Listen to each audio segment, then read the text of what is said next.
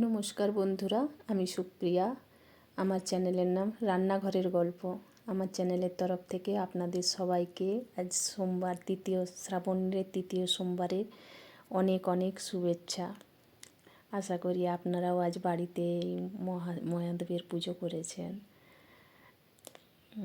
এই মহাদেবের কৃপায় আপনারা সবাই ভালো থাকুন, সুস্থ থাকুন, এই কামনা করি। আজ সোমবার, শ্রাবণের তৃতীয় সোমবার, তার জন্য আজকে আপনাদের ভগবানের দর্শন করিয়ে আমি আমার রান্না শুরু করব। আজকে আপনাদের জন্য নিয়ে এসেছি দুর্দান্ত স্বাদের নিরামিষ খিচুড়ি রেসিপি, তো যেটা গোবিন্দভোগ চাল দিয়ে আমি তৈরি করব। তো এর জন্য বিশেষ কিছুই উপকরণ লাগবে না, খুব। আর নিরামিষ রান্নাতে সেরকম কিছু উপকরণ লাগে না।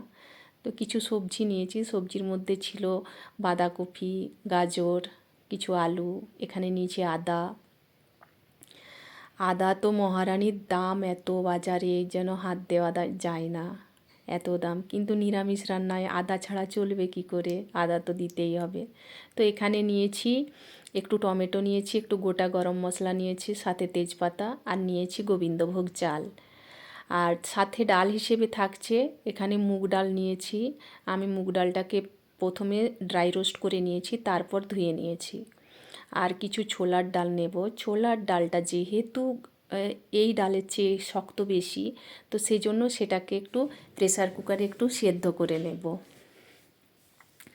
আমি যখন স্টার্টিং টাইমে যখন আমি বসিয়েছিলাম প্রেসার কুকারটা, তখন আমার বাড়িতে কেউ এসেছিল, তো সেই জন্য ওই সময় আমি ভিডিওটা ধারণ করতে পারিনি। তো প্লিজ কিছু মনে করবেন না আপনারা, এই টাইম থেকেই দেখাচ্ছি। আমি প্রথমে তেল দিয়েছিলাম, তেলের ওপর দিয়েছিলাম গোটা গরম মশলার যে ফোড়নটা, ওখানে ছিল আপনার তেজপাতা ছিল, এলাচ ছিল, দারুচিনি ছিল, গোটা জিরে ছিল। তো এগুলো দিয়েছিলাম। এগুলো ভাজা হওয়ার পর দিয়ে দিয়েছিলাম আদা।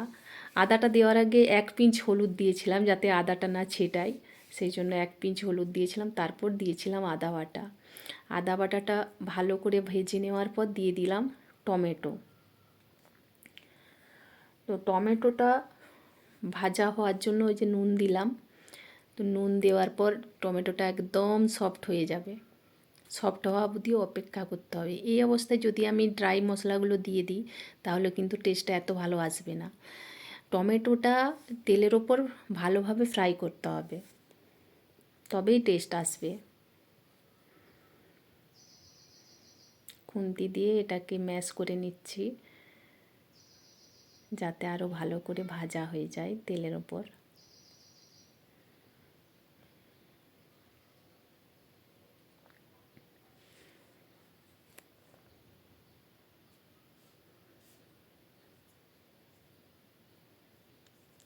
এরপর দিচ্ছি গুঁড়ো মশলা, হলুদ গুঁড়ো দিলাম,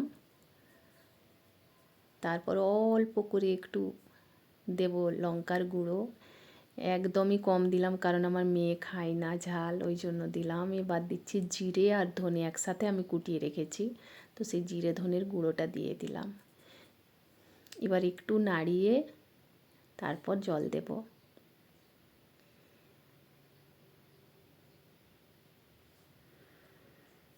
জল দিলাম। এবার জলটা দিয়ে অনেকক্ষণ কষাতে হবে, যাতে মশলা থেকে তেলটা বেরিয়ে আসে। যে কোনো রান্নার ক্ষেত্রেই কষানোটা একটা মেন ফ্যাক্টর। আপনারা যদি কোনো মশলাকে ভালোভাবে না কষান, দেখবেন সেই তরকারির কোনো দিন ভালো টেস্ট হয় না। তো সেই জন্য কষানোটা ধৈর্য ধরে কষাতে হবে, কষানোটা খুব জরুরি। শুধু এই তরকারিটা বললে নয়, যে কোনো রান্নায় আপনি দেখবেন মশলা যদি ভালোভাবে না কষে, তো সেখানে তরকারির টেস্ট হয় না ভালো।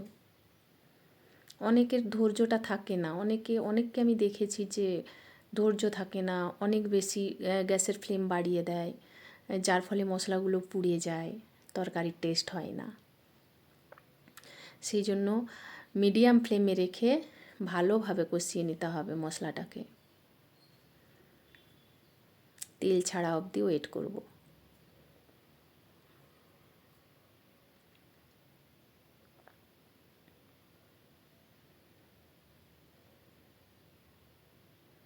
বারবার নাড়তে হবে, না হলে নিচে লেগে যাওয়ার ভয় থাকে। নিচে আবার পুড়ে গেলে তখন আবার সেই টেস্ট আর ভালো লাগবে না, যার জন্য নাড়তে হবে।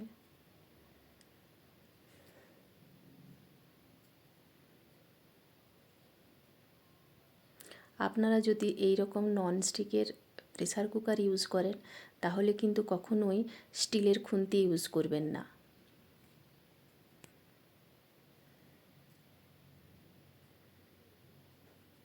দেখুন মশলা থেকে কত সুন্দর তেল ছেড়ে দিয়েছে। আমি এখন দিয়ে দিলাম ওই মুগে যে ভেজে রেখেছিলাম ড্রাই রোস্ট করা মুগ ডালটা, ওটা দিয়ে দিলাম।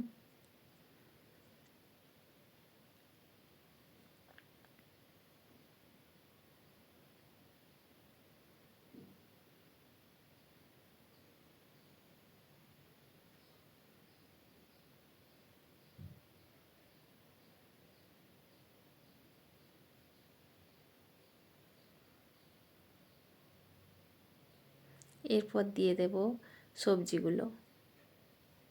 এখানে ছিল বাঁধাকপি, ছিল খুব ঝিরিঝিরি করে কেটে নিয়েছি বাঁধাকপিটা, আর গাজর ছিল, আলু ছিল, সেগুলোও খুব ছোট ছোট করে কেটে নিয়েছি। কারণ গোবিন্দভোগ চাল এমনিতেই খুব সফট, তার উপর আবার আতপ চাল, একদম কম সময়ে হয়ে যায়। কিন্তু ওখানে সবজিগুলো মোটা মোটা কাটলে সেগুলো দেখতে ভালো লাগে না, সবজি সেদ্ধ হয় না অথচ রাইস সেদ্ধ হয়ে যায়। সেই জন্য চালের সাথে চাল যেরকম সেইভাবে সেই কথাটা মাথায় রেখেই সবজিগুলোকে কিন্তু খুব ঝিরিঝিরি করে কাটতে হবে। তো এবার নাড়তে নাড়তেই দেখবেন যে সবজিটা একদম সফট হয়ে যাবে।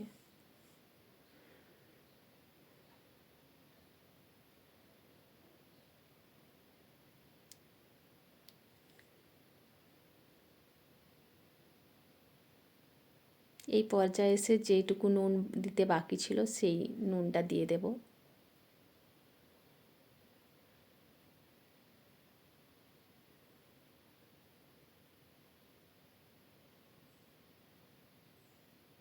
এখানে ডালটা আছে, তো আমি কিন্তু এখানে গ্যাসের ফ্লেমটা হাইতে রেখে আমি সবজিটা কষিয়ে নিচ্ছি, কারণ সবজিটা একটু কষিয়ে না নিলে এই এই রান্নার টেস্টটা ভালো হবে না। আসলে আপনারা ভেবে দেখবেন যত সহজ রান্নাই হোক, এই ছোট ছোট টিপসগুলো যদি আমরা ফলো না করি সেখানে কিন্তু রান্নার স্বাদ কখনো ভালো হয় না।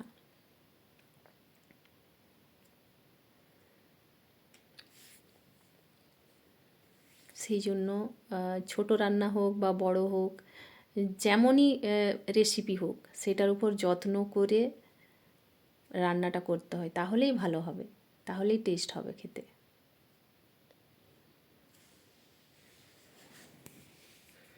এরপর এই গোবিন্দভোগ চাল, এই চালটা দিয়ে দেব। আমি ছোলা সেদ্ধ করে রেখেছিলাম বলেছিলাম, তো এই ছোলাটা দিয়ে দিলাম।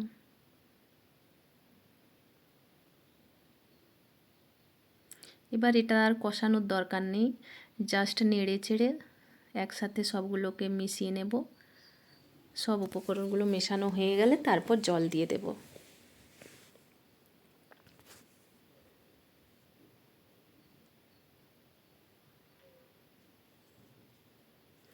যে নুনের প্রয়োজন ছিল তখন আমি কম নুন দিয়েছিলাম, সেই জন্য এখন পর্যাপ্ত পরিমাণে নুন দিয়ে দিলাম, দিয়ে নাড়িয়ে চাড়িয়ে জল দিয়ে দেব।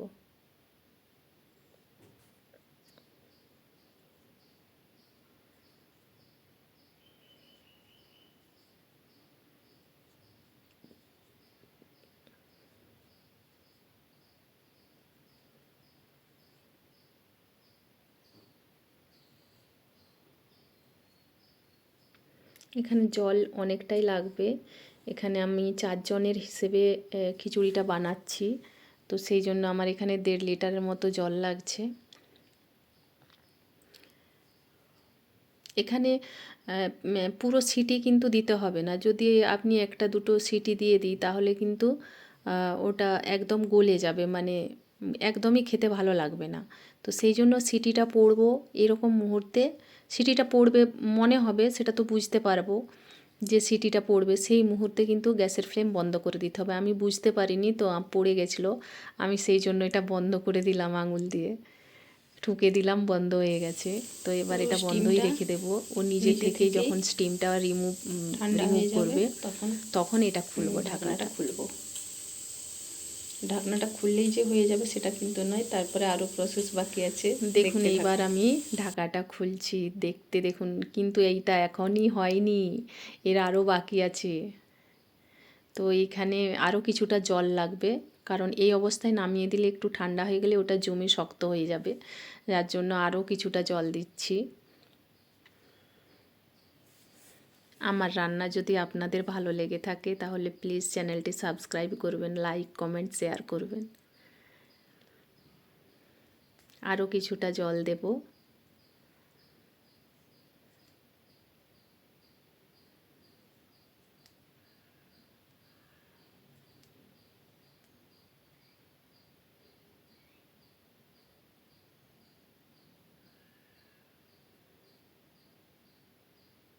আরও কিছুটা জল দিয়ে দিলাম। এবার নাড়িয়ে, এবার আসল যে ইনগ্রিডিয়েন্ট সেটা না দিলে তো এই রান্নাটা কমপ্লিটই হবে না, সেটা হলো ঘি।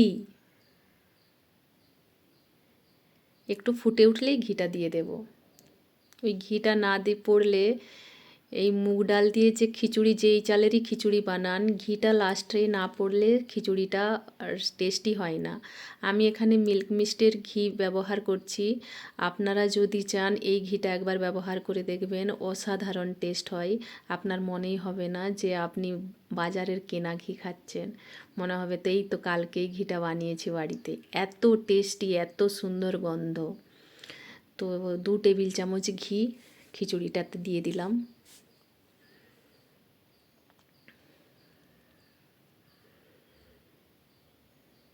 এবার নাড়িয়ে চাড়িয়ে গ্যাসের ফ্লেমটা বন্ধ করে দেব।